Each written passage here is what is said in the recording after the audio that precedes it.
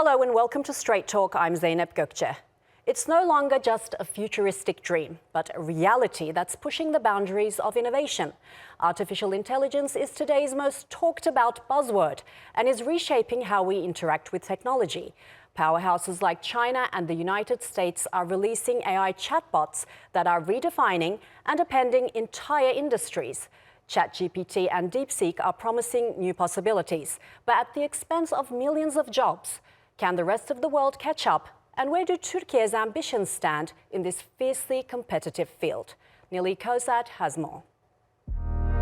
These global leaders gathered in Paris to discuss something that is transforming the world as we know it: artificial intelligence. With the global race already in full swing, the US, Europe, and Asia are rapidly implementing AI across industries from healthcare to finance, harnessing a power that some say may even be beyond human capabilities. The internet is producing about twice the amount of data every single year as it did last year. I think that in the next couple of years humanity will produce more data than all of humanity has ever produced since the beginning. The US's OpenAI and China's DeepSeek are the two models leading this global AI race, competing over efficiency, price, and capability. DeepSeek has quickly become a popular choice due to its cost-effectiveness and open-source nature. On the other hand, America's ChatGPT, built on OpenAI's infrastructure, offers powerful models, but comes with higher costs and limited flexibility due to its server and pricing structure. But amid this global race, a question arises: where do Turkish companies stand in this rapidly changing landscape? On a national level, Türkiye is forging a comprehensive roadmap to develop its own AI infrastructure. Tech visas, local developments, and AI summits, like the one held last year in Istanbul, brought together experts to foster innovation. Although a newcomer to the race, the country ranks as a top user of AI chatboxes, and experts say there is increasing expansion. It started out with a couple of AI startups in 2017, and in the last map that we have published, there were more than 400 startups working in natural language processing, image processing, AI agent building, and also new generative AI startups that work in image generation and video generation. Despite this growth, Turkiye's AI journey is still in its infancy, with many hurdles, such as limited funding and resources. But there's undeniable potential, especially with Turkiye's youthful talent pool.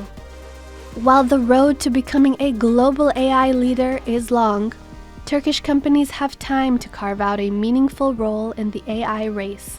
Whether we like it or not, AI is here and it's rapidly transforming industries across the globe. Halil Aksu, Straight Talk. For more, joining me from Brussels is tech journalist Ben Wodecki, and from Istanbul, Baris Erdemir, founder and managing partner of Siliconmade Academy and co-founder of Deep AI. Guys, there's so many things going on related to AI, and I'm having a hard time keeping up with all the news. But I want to start with the AI Action Summit, which was held in Paris. First of all, compared to the previous summits, so many more nations attended this time.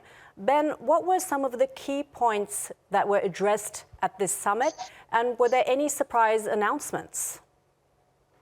Yeah, there was a real surprise this time out. It's the third iteration of these action summits following on from ones in Korea and the other one in the UK. And instinctively, the original host didn't actually sign what was the most important part of the event, which was the inclusivity declaration to build AI responsibly and inclusivity. What was interesting about that is the UK didn't align with the UK stance on this, the US rather. The US were very obvious. We can all understand as to why they might not have signed that, especially following President Trump's repeal of the AI Act in favor of a free speech approach to AI development. The UK said it was actually arguing for stronger governance, which was very surprising in my view, because I thought it was quite strong in what it was outlining. However, it seems that was the main thing. And the other was the infrastructure investment announcements, which came on the French side itself. So France announced 109 billion euros of investment from firms like Blackstone and others to invest in data centers and infrastructure in France. Nowhere near the number comparative to what the US is spending, but France and President Macron was very adamant that France are looking to compete and willing to spend the money on this. It shows that, it's not all looking towards the US, and there's investment, digital infrastructure to support that AI going forward as well. So, Baris, Turkey didn't participate in the summit from what I know, but it has its own agenda when it comes to AI. It had a roadmap it released in 2021, which Ben also closely followed from what I remember, and it updated that strategy for 2025. So do you find it successful? Has it been achieving its goals on this strategy? And where does it stand in the global AI race? Turkey has been actively developing its AI strategy, focusing on increasing research capabilities, promoting innovation, and integrating AI into various sectors.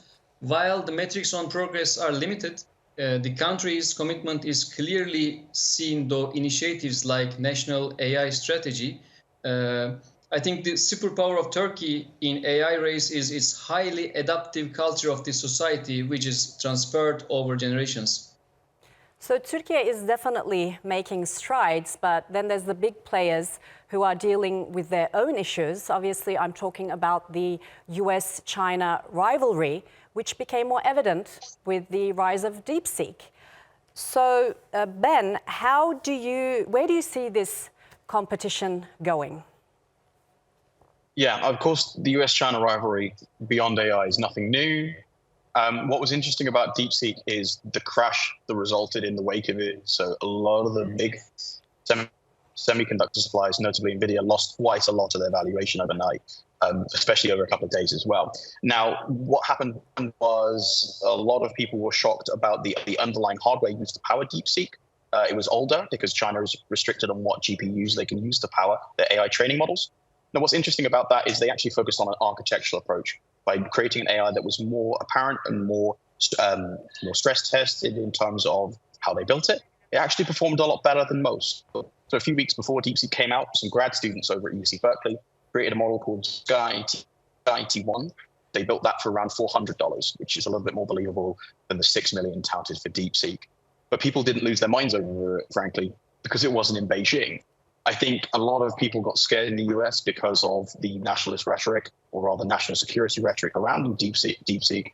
And obviously that model wasn't as good as DeepSeek, but I feel like there's a lot of pressure now to really build out this sovereignty on AI in the US, and it extends beyond what President Trump has done in terms of pushing for America's first AI infrastructure, things like building out digital infrastructure with Stargate, OpenAI, and just really this week TSMC as well, spending $100 billion. So it's really having a knock-on effect of pushing for bigger, better, and to maintain its leadership. So, Baris, Turkey is one of the countries that can be affected by the US decision to curb AI chip exports. How could this hinder Ankara's progress in artificial intelligence technologies, and what kind of actions do you think Turkey should take? Well, recent US export controls on AI chips aim to prevent mostly conflicts from acquiring advanced technologies with military applications. Those controls exclude allied nations, but effectively restrict countries like China, Iran, Russia, and North Korea. Well, the controls can affect Turkey in short term, but Turkey has research, development, and production capability to compensate the hardware gap in a short while.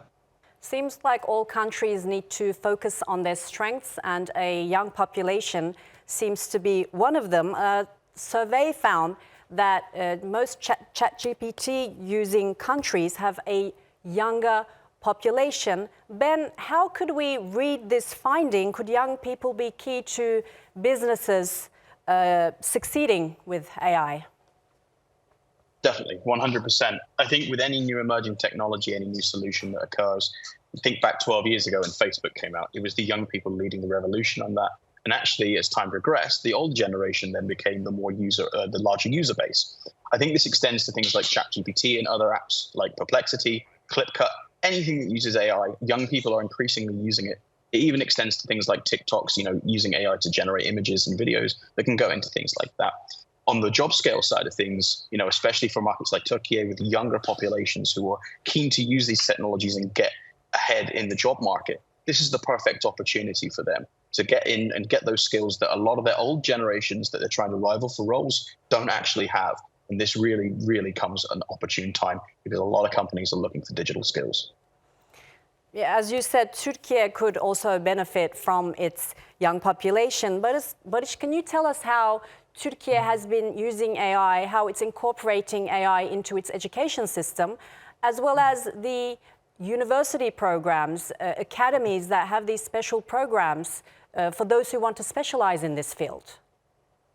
Yes, you're right. Turkey has been progressively integrating AI into its education system for a while, creating AI-focused curricula and establishing specialized programs at universities to prepare experts in the field.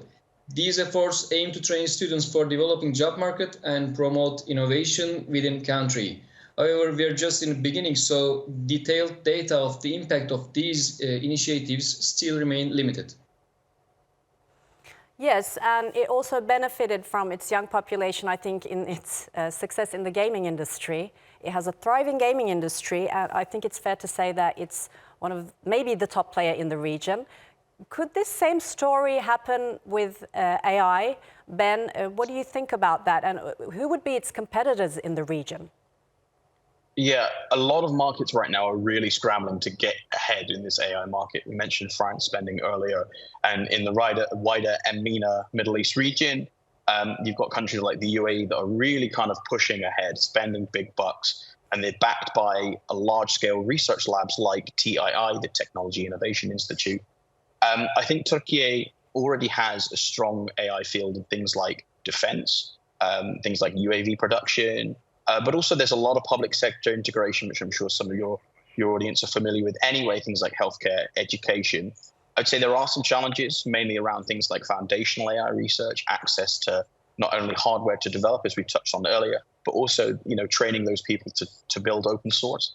The good thing is there's already a strong open source market in Türkiye. A lot of open source models that people can actually download and use for free, especially offline. Things like Lodos, Sambalingo, Turner. These are Turkish language models designed specifically for users. And it's only going to help people, young people especially, use these models, build and apply to build applications that benefit Türkiye as a whole. Yes, then there's companies like Yandex, which say they want Türkiye to be their tech partner in the long term. Baris, what do you think? What could Türkiye do to attract more foreign investments in this field? Well, Türkiye has already attracted foreign investments, and international companies recognized the country's potential in technology and innovation. Collaborations and investments have been directed to startups and research initiatives already, aiming to support Türkiye's AI capabilities. And we are still measuring the impacts of those investments. Gentlemen, thank you for joining me on Straight Talk. From chatbots to advanced machine learning tools, AI is being called the fastest growing technology in history. As it's expected to completely change the way we live in the coming decades, the question is, how prepared is humanity for such a shift? For more, joining me now on set is Halil Aksu, founder of the Turkish Artificial Intelligence Initiative. Halil, thank you for joining me in the studio. I want to start with a recent report by the World Economic Forum, which has found AI could reshape more than almost half of the job skills in Türkiye by 2030, actually 44%, which exceeds the global average of 39%. Which industries do you think will be most affected by this development, and how could this impact a country like Türkiye? Thank you for having me. AI, artificial intelligence, is a general purpose technology. So as electricity has affected everything, AI will affect all walks of life, all industries, all business processes. Call centers, manufacturing jobs, and other jobs will be impacted and affected by AI. It creates new opportunities. It will have definitely impact on the way we do business in many areas. In Turkey, banks are at the forefront of AI and innovation. They use AI technology for many of their business processes. Retailers and e-commerce businesses use AI for competitive advantage. And industries like manufacturing and energy also will benefit from AI adoption a lot. So you're saying it will replace jobs, but it will also create new opportunities. Absolutely. We definitely will need more AI experts for sure, because AI is, as you said at the beginning in the introduction, is the biggest technological shift in our lifetimes. So as we had electrical engineers for the electricity revolution, as we had machine and tool experts for the machine revolution, for the industrial revolution, we will need AI experts in all areas of business, public services, social areas, healthcare, education, and so forth. So not only AI experts, think of drone pilots, for example, is a new job in this area, not only in the defense industry, but also in civil areas. We use drone pilots for emergency deliveries and other application areas. So in many areas, we will see that AI will transform existing jobs and will also create new job opportunities. We will come back to the defense industry. I have a specific question about that. And you mentioned some of the industries that will benefit from AI. But can you give me some examples of how AI has transformed some businesses? I actually have one, which I want to mention, which is a Turkish company in the textile industry managed to prevent water waste thanks to AI. Do you have some other examples that you can share with us? Oh, there are thousands of examples I could give. As the Turkish AI initiative, we're working with hundreds of businesses in Turkey and beyond Turkey. I'm a management consultant by education and by trade for almost 30 years now, having worked with hundreds of companies and businesses. I think what excites me the most is the healthcare industry, because it will save lives. We will see drug discovery. Even the Turkish team of BioNTech founding the COVID vaccine did simulations with AI to discover the vaccine, basically. We will also see AI applications in the efficiency of agriculture, better irrigation, more precise farming, which we could call agriculture 4.0 or agriculture 5.0 even. So in many other areas, as I mentioned, the banks, the retailers, the e-commerce players, energy companies, manufacturing companies. Turkey is a big automotive assembling country. So in the automotive industry, we see with predictive maintenance, demand forecasting, supply planning, and many other areas where AI truly changes the game. I want to talk about ChatGPT and DeepSeek. So when ChatGPT was launched in 2022, it was a huge breakthrough. But they had to spend billions to do that. Then came along DeepSeek. It did the same thing with fewer chips and fewer bucks. So small companies can become this successful. Can Turkey also replicate this model? Oh, this is a huge opportunity for Turkey and similar countries. Yes, they call it now these days brute force, which is spending $3-digit million for huge data centers, mostly going to a certain company in terms of GPU chips for those data centers. ChatGPT is not the only one. There were about 24 of other frontier large language model AI companies. But DeepSeek truly built on top of that a new approach which works on a very small computer. And you can even download DeepSeek and use it on your own personal computer, basically. We know that in Turkey there is a Turkish large language model by the research organization TÜBİTAK, which will be launched this year. many other countries building their own large language models as well. And to invent the first computer, to invent the first car, to invent the first drug was always, took decades and billions to invent. And after that, after understanding how it is done, it is going much faster and it becomes much cheaper. And that's the beauty of innovation. And that's exactly also the opportunity for Türkiye to harness the new approaches and build with smaller scales and smaller budgets, faster innovation and new applications on top of models like DeepSeek or ChatGPT or all the others. I want to go back to the defense industry because this is one that will hugely benefit from AI technologies. It's very crucial in the defense industry, and Türkiye has become very successful in its defense sector. How is it investing enough in AI technologies? Very critical question. I just recently talked to officials and officers of the Turkish Armed Forces, and I'm very glad to see that they take this very strategically. As you know, we have three main armies, many armed forces, and there's a plan to build a cyber army, basically a very big scale cyber army. Many other countries doing this as well. We need AI experts for defense purposes. We need AI experts and AI soldiers, basically, for intelligence reasons. And algorithms can track what's happening in the world. And since we are in the center of the world and there's a lot of uncertainty and a lot of dynamism around us, and we're basically a bridge between the East and West, between the Orient and the Occident, we need to be especially careful and prepared for everything what can happen around us.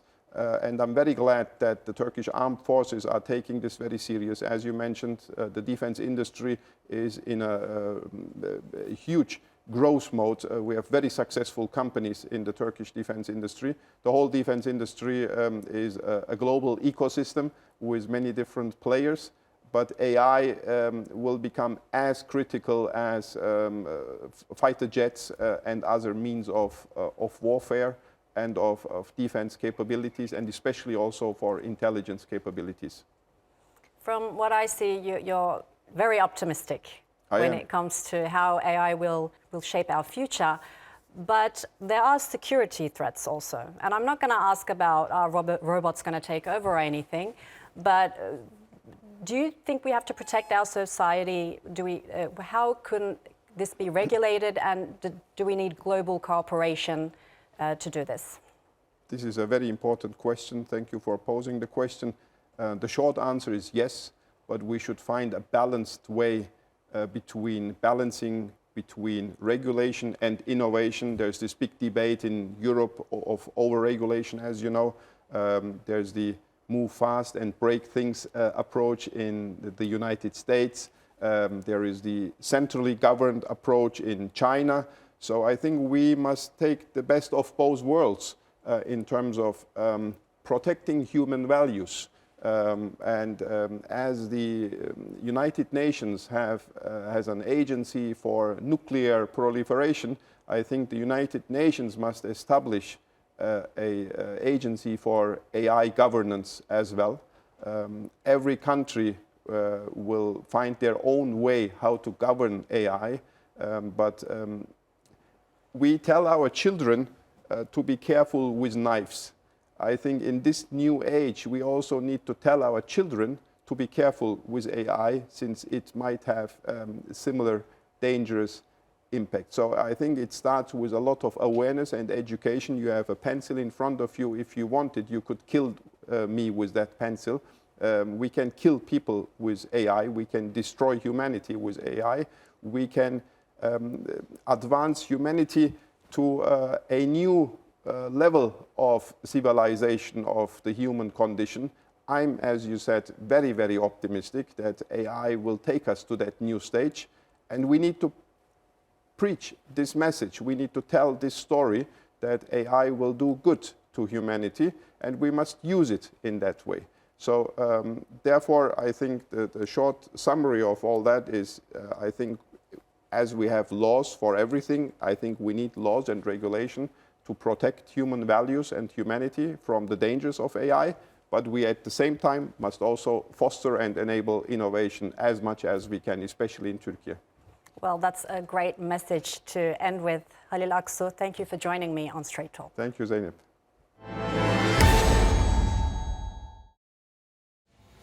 And that's all for this edition of Straight Talk with me, Zeynep Gökçe. If you've got any comments, please share them with us on X at Straight Talk TRT. Also, don't forget to subscribe to our YouTube channel, where you can find more exclusive content. Until next time, take care and goodbye.